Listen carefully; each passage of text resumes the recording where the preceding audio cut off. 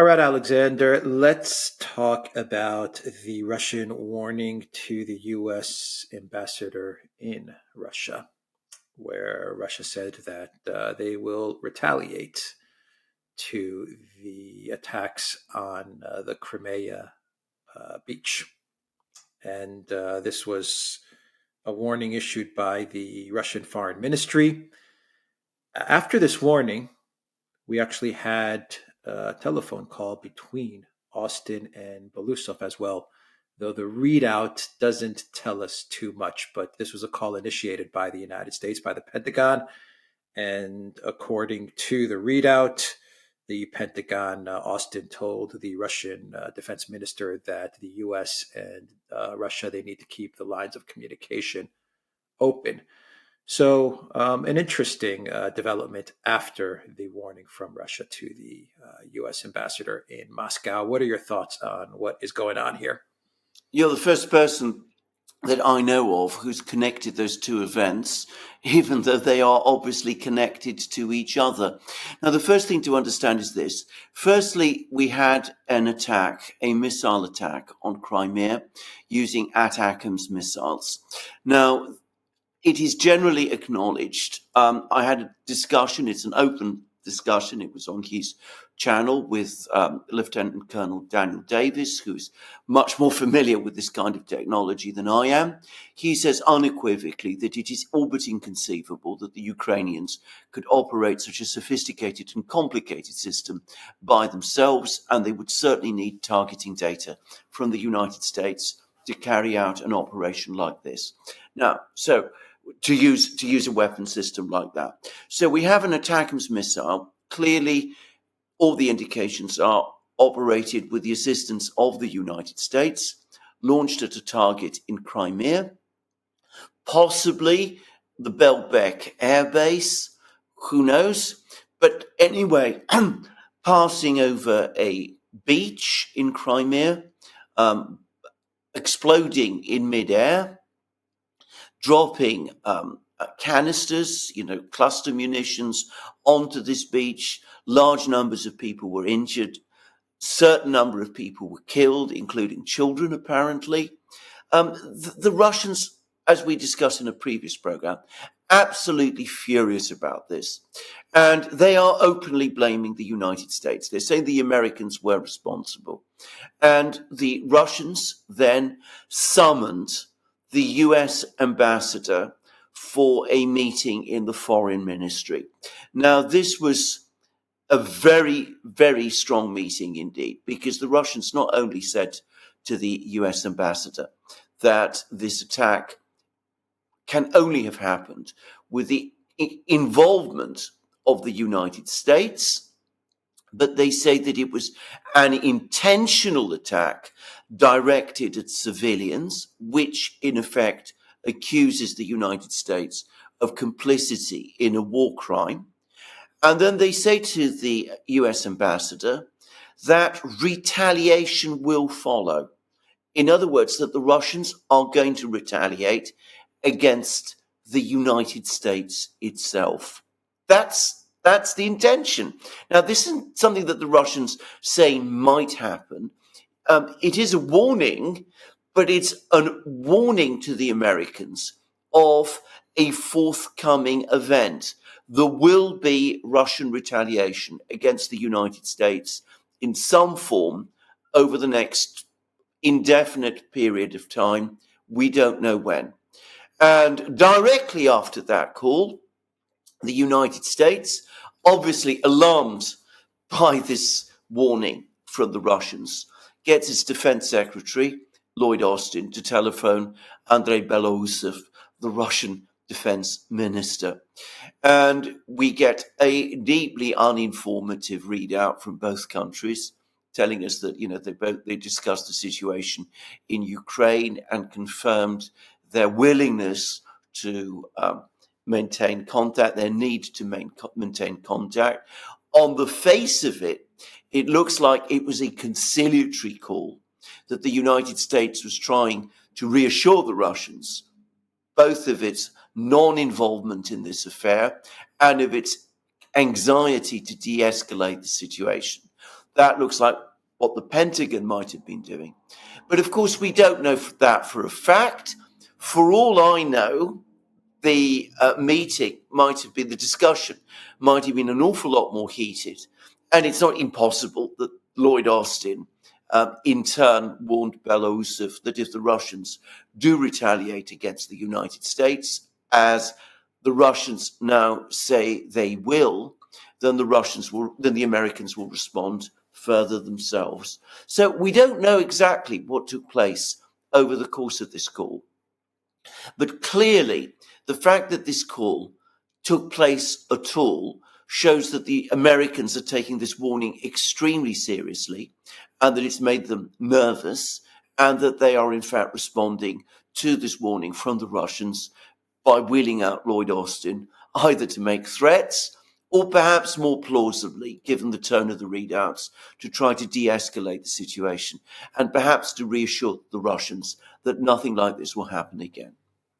Right. You said in your video update that the missile may have been targeting this airbase, but it also may have been directed at the main Orthodox cathedral.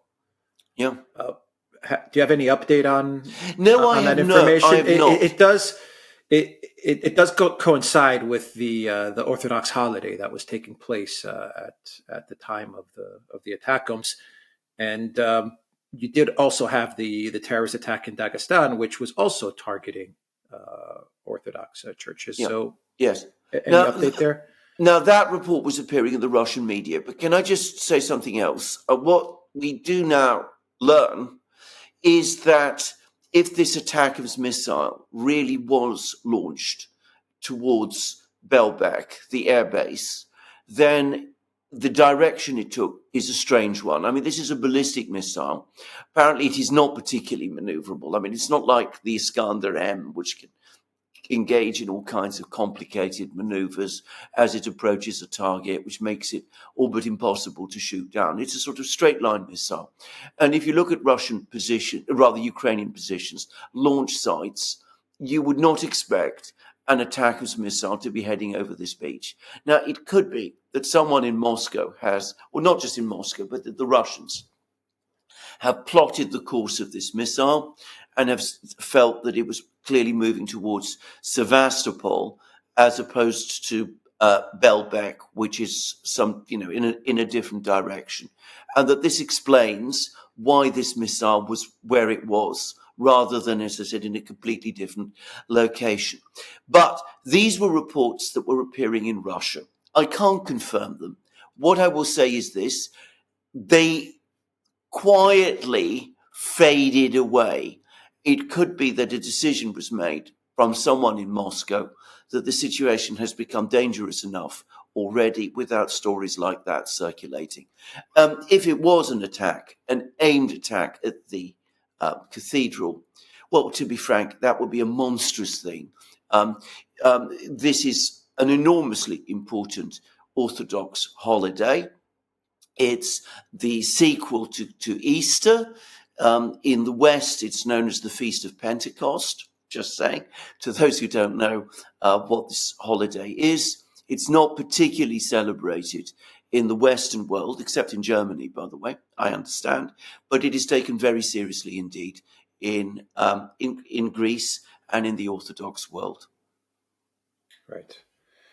Okay, so the phone call between Austin and Belousov, the fact that we don't have an extensive readout, does that signal to you that this was a warning or some sort of de-escalation? I mean, usually when you don't have an extensive readout, what does that signal? I think it signals that the Americans were being as conciliatory as they possibly could and wanted to de-escalate. If it was a warning, the United States would boast about it. In other words, would boast about it, yeah. Exactly. If they want to de-escalate, they don't want to broadcast the fact to the world and all to the usual collection of hardliners. Lindsey Graham, Tim Cotton, and all that bunch. So that, it seems to me, is a much more plausible explanation of what happened. But of course, I don't know. Yeah. And the other thing is, Lloyd Austin obviously would have acted after discussions with the White House, with Jake Sullivan, and with the president, presumably. I say presumably because we don't know how far involved the president is in these discussions anymore. But presumably there were top-level discussions in Washington, and notice that the decision to have this call took place very fast. But, of course, the United States government, as we know, is a deeply factionalized entity. There will be all sorts of people who take completely different views. If this was a conciliatory call, we can be sure that there are some people who would have been furious about it and who would have responded very aggressively and would have said, well, look, we must never apologize for anything we do to the Russians. We should instead take the strongest possible line against them. And if they make threats like this, warnings like this to the United States, the only proper thing for us to do is to warn them even more strongly in response. So, this might not be, if it was an attempt to de-escalate, it might not be the end of the matter, not by any means. Even if that attempt to de-escalate was sincere, which perhaps it wasn't. Right. Yeah. Well, Biden right now is incognito, preparing or being prepared for the debate, depending on how you want to look at it. But what do you think, Jake Sullivan, who I consider to be the foreign policy president of the United States, what do you think he's so concerned about with this warning from Russia? What's concerning him? Well, I think that what's freaking him out? I think that the Russians are keeping the Americans guessing about what they're going to do. And I think that must be in itself alarming, and they must be worrying what the Russians are planning. But if I have to say where I think Jake Sullivan is most worried, it's about some major flare-up in the Middle East. The Middle East is barely under control. In fact, it's not under control at all. There's fighting going on in all kinds of places. Gaza is still at war, despite the American attempts to, the American-backed ceasefire resolution that passed the Security Council. The Israelis are talking about an attack on Hezbollah in Lebanon. The US is saying they will back Israel in this. The Americans must be extremely worried that if the Russians start weighing in and start providing hypersonic technology to people like Hezbollah, and by the way, to the Houthis as well, people like that, then, of course, the situation could get even more out of control, and American lives would certainly be on the line, because the United States has all sorts of bases strung out across the Middle East, and they could easily find themselves attacked. And if they're attacked by militias who are obtaining intelligence and targeting data from the Russians, who are using more advanced Russian weapons, well, the whole situation becomes very, very concerning for Jake Sullivan, especially given the mood in the United States, which is very divided over the situation in the Middle East. There's still a lot of Americans who back Israel to the hilt, but there is now increasing opposition to US policy supporting Israel in the United States itself. And the very last thing I would have thought is Jake Sullivan would want is for that opposition in the United States, which comes from people who are overwhelmingly likely to vote Democrat, to be fanned even further by an even more intense flare-up in the Middle East. So I think that's probably what he's worried about, actually. Right. Something else happened after the telephone conversations between the warning from the Russian Foreign Ministry to the U.S. ambassador, and then the telephone conversation between Belousov and Austin. You had Peskov saying that the Russian president is still open to negotiations and still open to a ceasefire, given the statement that he made a couple of weeks ago, the terms that he laid out a couple of weeks ago. And then a couple of days later, the Kremlin repeated that statement. And you also had Macron talking about how he's open to dialogue with Putin as well. Maybe not given the terror attack on the Crimea bridge, on the Crimea beach, maybe not the best time for the Kremlin to say that they're open to negotiations. But it followed very very closely to the terror incident. The statement followed that. The statement came after that incident very very quickly, and it makes me wonder. It seems that Putin is very serious about negotiations and a ceasefire. Now, I, go yeah, on. I'm going to actually push back a bit. I think, on the contrary, it makes complete sense given Russian policy and given the direction of events that the way in which the diplomatic pieces have been falling in Russia's favor, that the Russians, at the very same time as that they're telling the Americans, look, we are going to retaliate against you, you'd be under no doubts about this, that the Russians would simultaneously be issuing statements reassuring their own allies and the world that despite this escalation, they are still interested, they're still prepared to sit down and to negotiate. Because from a Russian point of view, they know perfectly well that if they seem to close off the option to negotiations entirely, that would be deeply concerning for all sorts of countries around the world. Brazil, which has staked a lot on getting negotiations going. India, whose Prime Minister, Narendra Modi, is about to visit Moscow. China, too, which has its own peace plan. All of these countries. So I think that the Russians want to reassure everybody that, in fact, look, we are absolutely furious about what happened. We are definitely going to retaliate against the Americans, but we are not so angry that we've,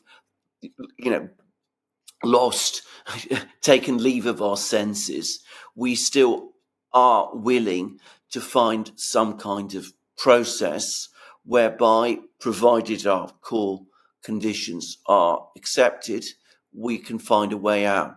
The Americans don't want to negotiate. The Russians always say that they want to negotiate. They've been saying this ever since the very first day that the special military operation began. They have never foreclosed the option on negotiations. And given how well it's worked for them, taking that stand, they're not going to foreclose it now. right, right, okay. The Biden administration, according to CNN, they're also getting very close to green lighting contractors to go to Ukraine, U.S. contractors. The explanation is that these contractors are going to help repair and maintain equipment, and they're going to be far removed from the front lines, from where the actual fighting is taking place. What do you make of this decision from the Biden White House? Once again, all of this follows the sequence of events we've been talking about. So, I mean, I think all of this stuff is kind of connected in one way or another. What do you make Yeah. of this CNN report, if it's Well, true? again, if the United States has indeed spoken to the Russians and said that they understand Russian concerns and they're going to try and make sure that something like what happened in Crimea doesn't happen again, and that the United States doesn't want an escalation and doesn't want things to become involved, well, it would be, again, entirely in character for the Americans to announce some escalation elsewhere. And, of course, the point to say about this, remember, this is a very hardline, very aggressive, very belligerent administration. They're not going to take it. It's not going to be easy for them to make conciliatory sounds to the Russians. So this is an announcement that they've made, that they're going to allow BlackRock and all the others to operate in Ukraine.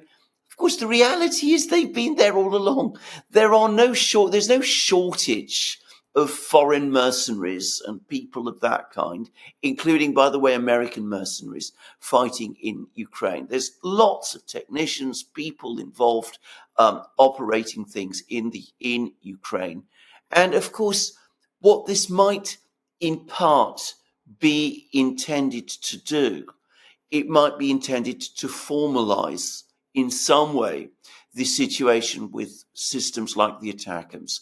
We all know the Americans are involved in operating the ATACMS. The Russians have just told the Americans that they know that the Americans are operating the ATACMS or are helping to operate the ATACMS. More likely than not, these are people who have left the US military in order that they can go to Ukraine as contractors. So you just now confirmed the fact that they're there. So that's probably what this is all about. But of course, the Russians will see it as another escalatory move, which in a sense it is. Yeah, I agree with you on that. Just a correction. I think you said Black Rock, Blackwater. Blackwater. I'm so sorry. Blackwater. Blackwater. Yeah, Black Rock. Yeah. I always get those confused too. Completely different organization. Not so different. Not so different. A complete slip of the tongue, I'm afraid. Yeah, not so different.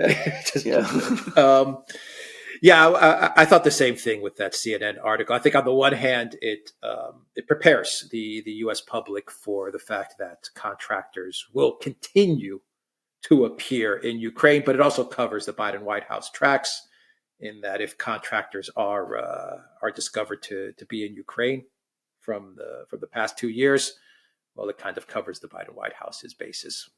Yeah, they were there, but we gave the decision. Yeah. All the more so if they're going to be killed. And I mean, it's now a certainty after the warning that the Russians have given that the Russians will be hunting them. Notice that it's come at one and the same time as a further categorical seeming statement from the White House that the question of sending US troops to Ukraine is completely ruled out. Yeah, well, I don't know how much we can trust those statements. No, but it may all suggest that the administration is preparing Americans for the probability that American personnel are going to be killed in Ukraine over the next few weeks and months. So when the body bags start coming back, well, you could say these are just contractors. They were sent as contractors. We've formalized the fact they're not actual US military. And don't worry, we're not going to get drawn into a war with Russia because we're not sending troops there. Yeah, but isn't that how it always starts? Of course, it's exactly how it starts. That's exactly how it began in Vietnam. But I mean, as I've been saying since the summer of 2022, the similarities are astonishing. They're getting greater every day. And again, Americans, for whom Vietnam ought to be a warning, really ought to start noticing this and commenting about the fact that their government is doing exactly the same kind of things that the US government did way back in the 1960s, which ended in the debacle, which was Vietnam. A final question. Do you get the sense that we're in a very strange place right now with regards to Project Ukraine, the conflict in Ukraine, and that we're definitely heading towards escalation and most likely a war between Russia and the United States, or Russia and NATO? I mean, that appears to be the trajectory of things. But on the opposite end, it seems like we could get some sort of an agreement out of the blue any day now. It feels like it in a way, and that, given the dynamics of the election and everything that's going on in the United States, that maybe there are some forces in the U.S. that can somehow talk some sense to the Biden administration to get to some sort of a starting point for negotiations. In other words, finally make a counteroffer to Putin's offer. I mean, we're definitely leaning more towards the trajectory of conflict. But every now and then you do hear some talk about diplomacy taking place, back channel communication taking place, phone calls between Austin-Belousov taking place. And maybe there could be some sort of an off-ramp given the problems that the Biden campaign has and the anger in the United States in and around all of these conflicts that are Yeah. that the U.S. is bogged down in. There are a lot of straws in the wind which point in a more conciliatory direction. Macron, I mean, I think one of the big shocks, if I could say so, were the European Parliament elections, when parties that opposed the war did well. And can I just say, we've now got polling data, which has been coming out. It's been very thin, the amount of polling data that's been provided, but about the reasons why people voted the way they did. But it turns out that especially in Germany, people who voted for the, if you like, real opposition parties, the AfD and Sarah Wagenknecht's group, the especially young people, one of the reasons that they said they voted, and it was very high on their list of concerns, was the war in Ukraine. So it is having a crystallizing effect with the European public as well. Merz changed his position a bit. Merz, exactly. That's the other thing. That's a sign. Softened up. Yeah. Suddenly, the CDU has begun to understand. Friedrich Merz, opposition leader in Germany, somebody who very much wants to be the next chancellor of Germany. CDU still not doing especially well, by the way. They're at 29%, 30% in the polls. By historic standards, that's a very low level for the CDU to be defined itself in.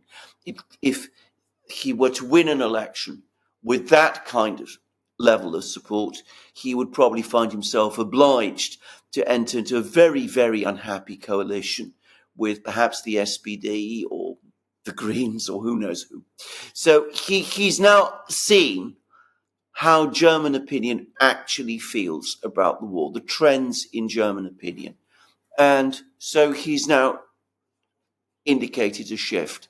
He's talking about negotiations, about the need to seek compromises, about some way out. He took a much more conciliatory line. This is in an interview he gave on Sunday than he has up to this time, when he has, on the contrary, been the arch hawk, demanding, the most extreme escalation that there could possibly be. So clearly a shift from Merz and the CDU, reflecting change in Germany. There's also been a shift in France. Macron is now saying that there's no prospect of French troops being sent to fight in Ukraine anytime soon. He seems to be moderating his language also, and he's also talking about a negotiated settlement. And of course, in Britain, there's now the election has been shaken up by Farage's comments talking about Western responsibility for provoking the war. And he's just received support from a former British ambassador to Moscow, Tim Brenton, who's come out and written a strong piece in the Telegraph, basically saying that Farage is right. So you can see that there is this current of opinion in Europe. And I suspect that there probably has always been this debate in the United States between the China hawks, the Russia hawks, between those who want a more realistic foreign policy, those who seek escalation. They're all there. The trouble is, I can't see a serious negotiation being undertaken by this foreign policy team that that Biden has appointed for himself. You look at Sullivan, if you look at Blinken, even more at Blinken, his feelings about Russia are so visceral that I don't really see him coming up with any kind of proposal that the Russians would ever be interested in working with. And, well, we've been hearing about this Trump peace plan, which was actually put together by General Kellogg, who is one of his chief advisors now. It's just basically another attempt to get the freeze going. The Russians have rejected it. The Ukrainians have rejected it. The Russians rejected this whole plan very emphatically over the last couple of days. I think before we see any real peace moves towards peace take shape, we've still got to wait for events on the battlefronts to take us to the point where, all of the sentiment for negotiations finally crystallizes and people understand in the West that there is an urgent need for negotiations and for concessions to the Russians at a level which up to now they've not been prepared to make. I think we're some way off from that. And to be honest, I don't see this happening before the election. Right. Okay. We will end the video there. The Duran.locals.com. We are on Rumble, Odyssey, BitChute, Telegram, Rockfin, and Twitter X. And go to the Duran shop. Pick up some football merch. Use the code football24. The link is in the description box down below. Take care.